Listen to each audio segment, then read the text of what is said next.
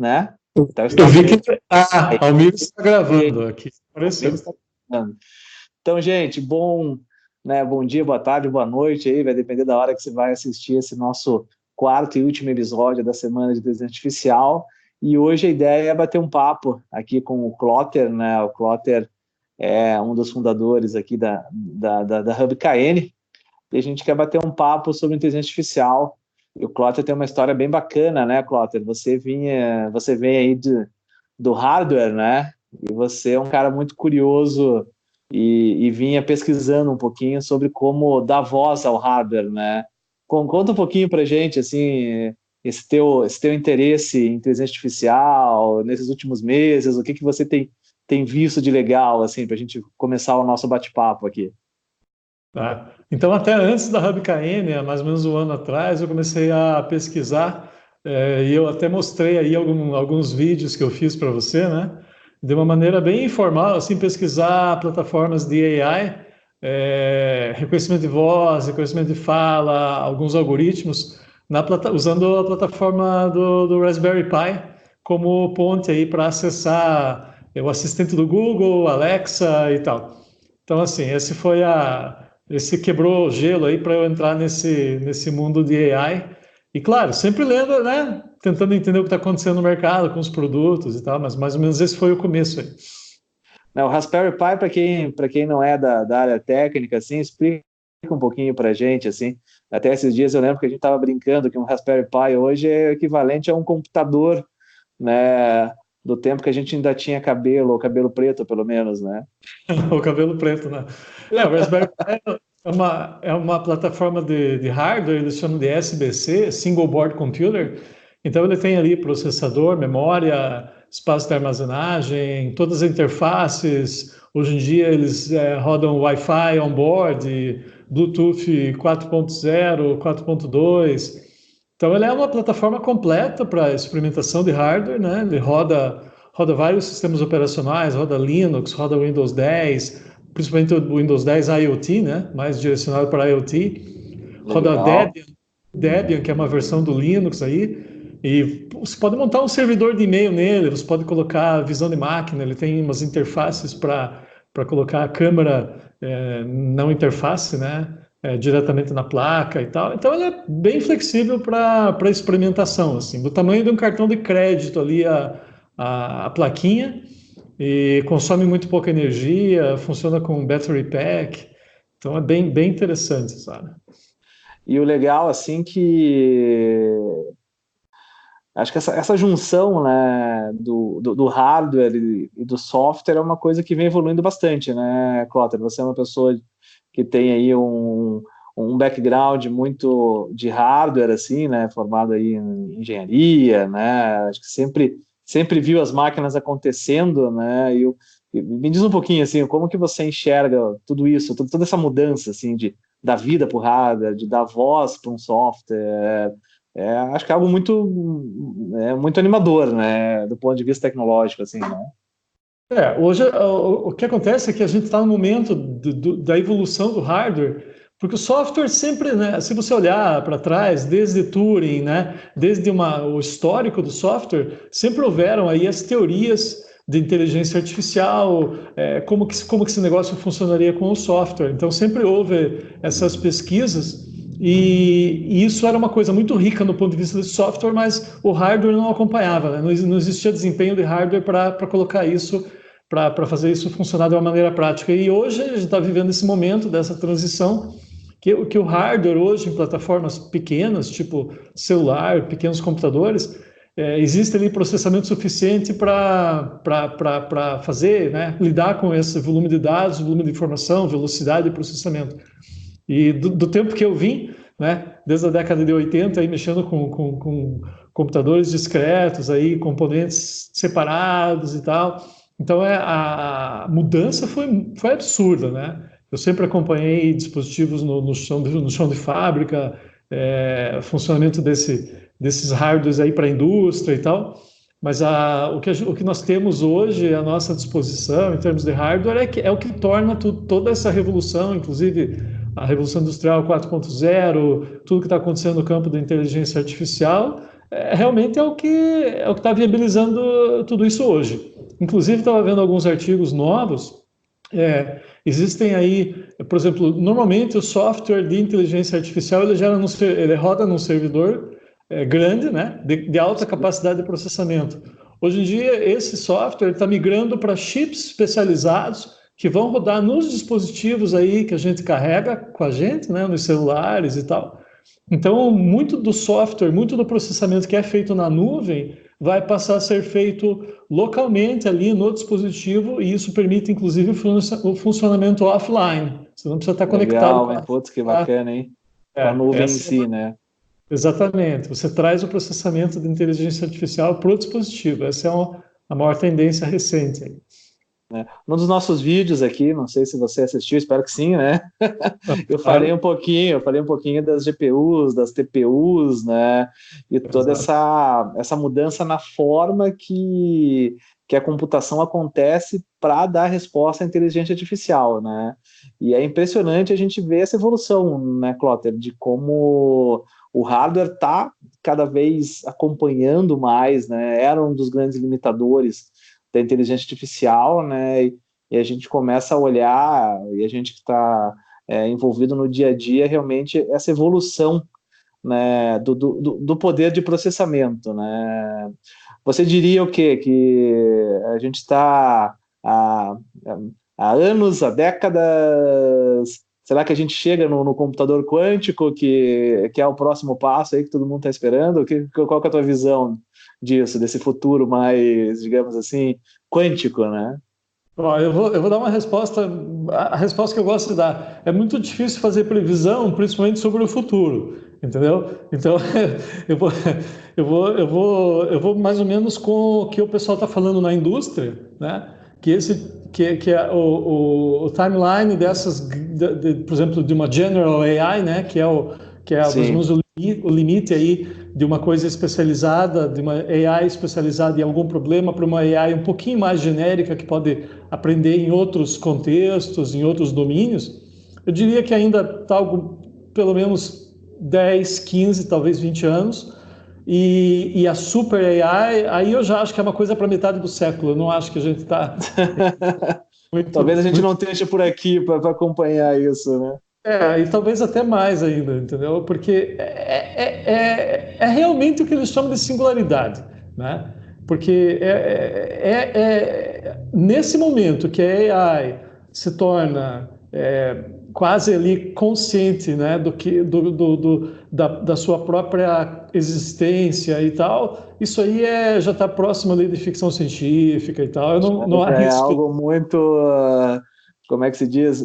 Muito Hollywood ainda, né? Eu ainda sou um pouco cético em relação a isso acontecendo aí numa timeline mais curta, entendeu?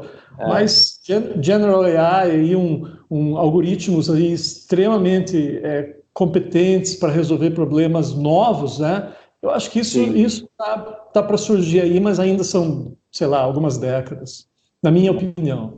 Não, legal, legal. Essa pergunta pegadinha, assim, né? Mas quem sabe daqui uns 10, 15 anos a gente volta aqui e vê, né, como é que se a É, gente acertou ou não, né? Uma vez eu eu, fiz uma vez eu fiz uma previsão sobre Facebook e Orkut que foi legal, assim, né? Foi bem eu, mais rápido do que eu esperava, mas ninguém acreditava que o Facebook ia ser maior que o Orkut no Brasil, né? Muitos anos aham. atrás, né? Então é legal também viver isso e ver como tem uma agilidade acontecendo, né? E às vezes quando você está errado sobre esse tipo de coisa, é sinal que o mundo está indo melhor do que você pensou, entendeu? Verdade, né? É bem isso. E me diz uma coisa, Clotter, a gente tem feito um trabalho bacana na empresa de trabalhar com voz, né? Acho que muitas pessoas entendem que a voz é um novo, né? É a nova fronteira né? Tem até uma frase que eu acho muito legal, né? A voz é a nova internet, né? Que provavelmente a gente vai interagir cada vez mais por voz, né? Com os dispositivos, né? Eu lembro que Exato. ontem a gente conversava um pouquinho disso, né? Que as pessoas ainda têm, né? Aquela dúvida. Ah, mas eu falo com o computador não me entende ainda, né? Como que você tem visto isso, né? Porque a gente faz testes de falar, né? De vez em quando ele erra uma palavrinha ou outra, mas o nível de acerto é cada vez maior, né? O nível de acerto é impressionante, na minha opinião. Eu sempre tentei usar os programas que são chamados de dictators, né? Os programas que recebem voz e transformam em texto. Desde as minhas primeiras instalações de Linux, aí na década de 90, eu tentava usar. Existia um programa famoso da IBM, eu não lembro o nome agora. Era um dictator. Inclusive, ele vinha com um código, uma parte de código, você conseguia compilar algumas coisas. O desempenho era horrível, né? Era muito limitado, era lento, era terrível, só funcionava no computador. Hoje em dia você abre o assistente do Google, pede direções de trânsito, abre outros programas através do assistente do Google ou da Siri. O que acontece é que se as pessoas começaram a tentar usar esses programas aí quando a Siri surgiu, né, para o iPhone, há alguns anos atrás, o desempenho não era muito bom e deixou uma impressão ruim, entendeu? Sim. Eu acho que deixou uma marca assim um pouco negativa na capacidade desses sistemas. Mas eles continuaram aprendendo. Inclusive, você mencionou numa das tuas lives, você mencionou que a maneira de abordar o problema mudou, né? Ao invés de tentar entender, ter a coisa pré-definida, ele consegue intuir, né?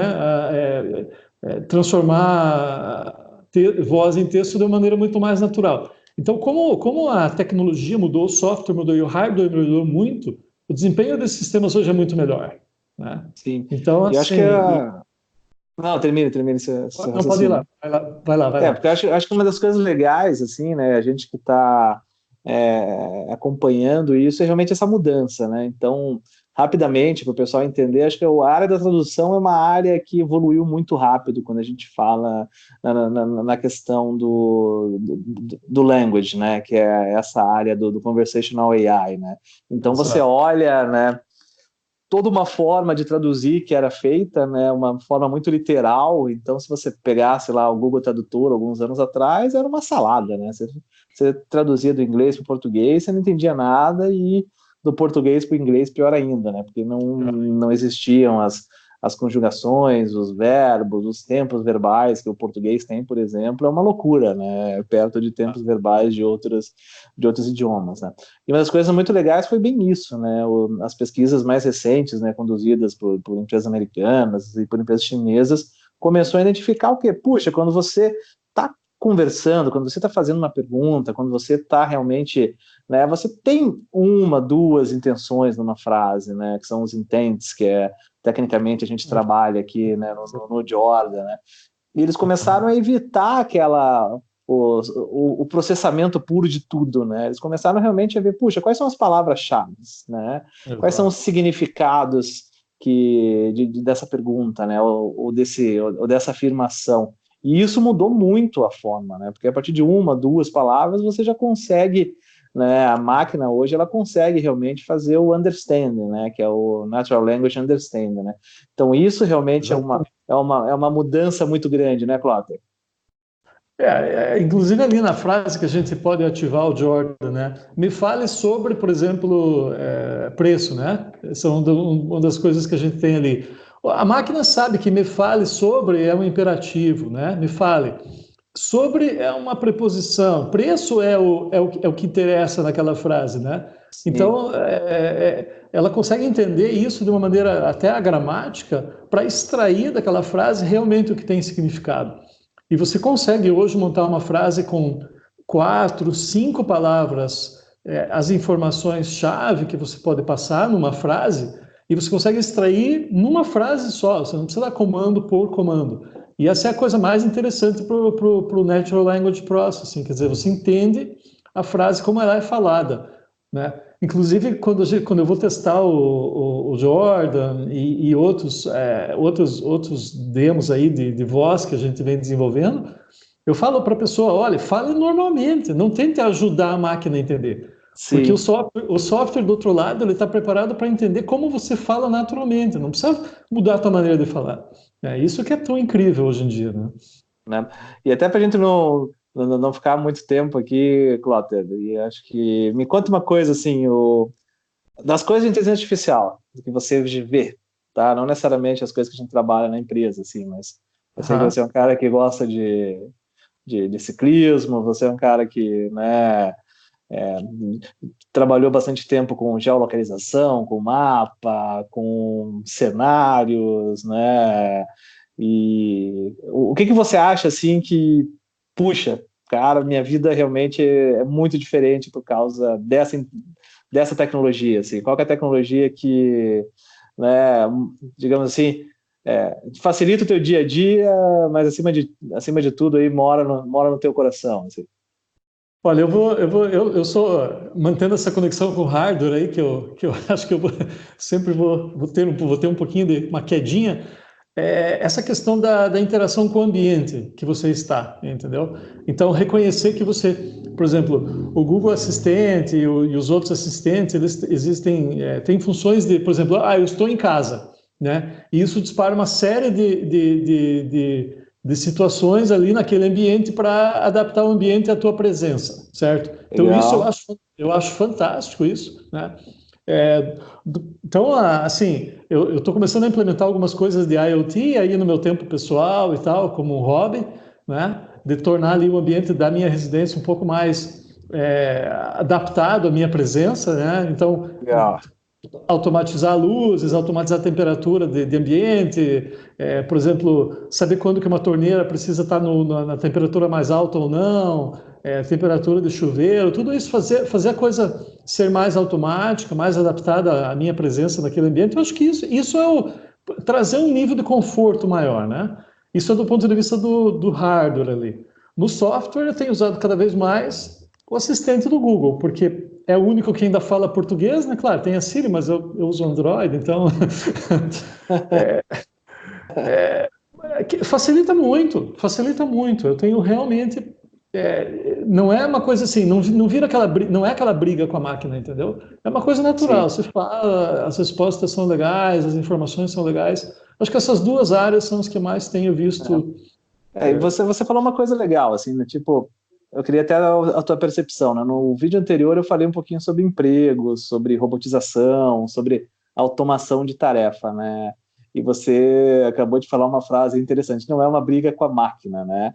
E eu acho que uma das coisas que a gente tem visto aqui na empresa é realmente como, né, utilizar o assistant, né, o nosso assistant, que é o Jordan, que hoje é um assistant focado na área comercial, mas na verdade, na minha opinião, ele não é um ladrão do emprego, né? Ele é um facilitador de rotinas manuais, né? Ele é um facilitador de rotinas repetitivas, muitas vezes, né? Um analista de grandes volumes de dados que fornece informações que podem ser bem utilizadas por um gestor, por um decisor, né? O que você acha nesse sentido? Assim, em breve seremos substituídos pelas máquinas? Qual a tua visão, Walter? Bom, se você é criador e eu sou criador, eu acho que dificilmente os criadores serão substituídos por máquinas. Eu acho que o que ajuda, onde isso entra, eu acho que é no trabalho repetitivo. Então, o primeiro trabalho repetitivo que foi substituído foi o trabalho humano repetitivo, né? As máquinas aí Sim. nas indústrias e tal repetiram esse trabalho manual repetitivo. Hoje em dia nós temos alguns trabalhos intelectuais repetitivos, certo? Que são processos de entrada de dados, são processos de até análise de dados, mas é aplicada a mesma técnica em cima do volume de dados é que varia. A técnica aplicada é praticamente a mesma. Eu acho que esse trabalho vai ser substituído, né? Então, por exemplo, um vendedor visita um cliente, obtém um relatório. Para que fazer a digitação desse relatório manual? Faz a entrada desse relatório por voz no sistema, enquanto ele está voltando, dirigindo para a empresa, entendeu? Sim. Isso gera uma economia de tempo muito grande. Eu acho que nessas áreas, nessas atividades, por exemplo, ele vai receber uma informação sobre um cliente, né? O sistema vai fazer o data crunch desses dados aí, vai preparar os dados para ele e vai enviar, olha, esse cliente teve desempenho tal, ano passado, talvez seja melhor oferecer um produto assim, assim, assim, eles estão entrando em tal área, né? Então, esse tipo de coisa é que não precisa mais ser analisado por uma pessoa, né? Porque é uma análise burra, é uma análise mecânica, não é uma análise intelectual, entendeu? E as Sim. máquinas são muito boas nesse tipo de trabalho. E aí a pessoa pode se dedicar a análises mais refinadas, né? Usar aquele tempo que ele usaria um trabalho monótono para fazer uma análise mais refinada. Sim, às vezes entrar dados no Excel, fazer gráficos, né? Que são coisas que a gente dentro da empresa vê as pessoas demandando muito tempo, né? Mas que cada vez mais realmente a inteligência artificial, as máquinas, né? Vão fazer isso, né, Clotter? Eu Clotter, mensagem final ali para o pessoal aí que curte inteligência artificial, curte um pouquinho, né, do que está acontecendo. Diga aí para o pessoal para onde a gente, né, para onde ficar atento, digamos assim, né? Quem quer saber mais sobre o tema, assim, né? Eu acho que é legal, assim, tipo, o que é bacana acompanhar. Olha, eu acho que as maiores mudanças vão estar na automação de trabalhos repetitivos em escritórios, certo? Então, aí, Legal. exatamente o tipo de produto que a gente está oferecendo nessa linha. IoT vai ter uma explosão aí, até internacionalmente, e com a entrada da Amazon também no mercado, né, com a Alexa em português aí, eu acho que vai ter porque a Amazon é muito forte nessa área, dessa integração com outros sistemas, né, usar a plataforma de inteligência artificial deles com integração. Eu acho que, como eu tinha falado antes ali, são as duas áreas que eu tenho uma queda aí. E aí, existe uma outra área que eu acho que é um interesse pessoal meu, né? É a área de atividade física, análise de desempenho, de performance, de evolução de preparo físico na área de prática esportiva, atividade física. Eu acho que eu ainda tenho aí no fundo aí um projetinho que talvez surja no futuro. Talvez não era a hora certa ainda para o meu último projeto aí que não decolou muito bem, né? Não foi bem, né? Mas Mas eu acho que a tecnologia tem muito disso, né? Às vezes a gente quer ser muito precursor antes do tempo, né? é, Ou a é, gente perde o tempo certo e acaba não estando, né? Acaba perdendo esse bonde da evolução, esse bonde da inteligência artificial agora, que é né? Acho que é a grande revolução que tá acontecendo, né? Clotter, obrigado. Pessoal, esse falou. foi o nosso último vídeo aí da Semana de Inteligência Artificial, né? A gente quis trazer um pouquinho para vocês, que nem eu comentei lá no nosso primeiro vídeo, né? Uma visão bem simples, né? Uma visão um pouquinho mais não tão técnica, digamos, do ponto de vista de complicar o que é inteligência artificial, né? Então, os vídeos foram a gente sempre buscou uma linguagem um pouquinho mais coloquial. Tem muita coisa legal acontecendo, tem muita coisa interessante vindo nos próximos meses, nos próximos anos, e com certeza, né, a gente precisa estar atento, né, como seja você um executivo, seja você um empreendedor, né, seja você um estudante, muita coisa vai mudar, certamente muita coisa vai mudar, né, como eu comentei no último vídeo, não gosto muito do terrorismo, de que tudo vai acabar, né? Seremos dominados pelas máquinas, né? Mas acho que a gente precisa estar atento ao mercado, estar atento à tecnologia e, né, fica aqui então o nosso muito obrigado para quem assistiu a Semana de Inteligência Artificial. Quem quiser saber um pouquinho mais sobre a gente, né, Clotter, sobre a RebKN, sobre o Jordan e como a gente vem trabalhando dentro desse ecossistema de conversational AI, como a gente vem pensando novas formas de trabalhar dentro das empresas. A gente está aqui, né, eu, o Clotter, à disposição para a gente conversar com vocês e ver como que a gente pode trabalhar junto e construir o futuro junto, né? Então, gente, muito obrigado. Nosso último vídeo, mas continuam os nossos mails semanais falando sobre inteligência artificial, né? Quem quiser conversar com a gente, eu e o Clotter estamos aí nas redes sociais, aí, LinkedIn, Facebook, é só chamar a gente para bater um papo, né? Então, muito obrigado e até, né, quem sabe, aí uma próxima edição da nossa Semana da Inteligência Artificial. Aí,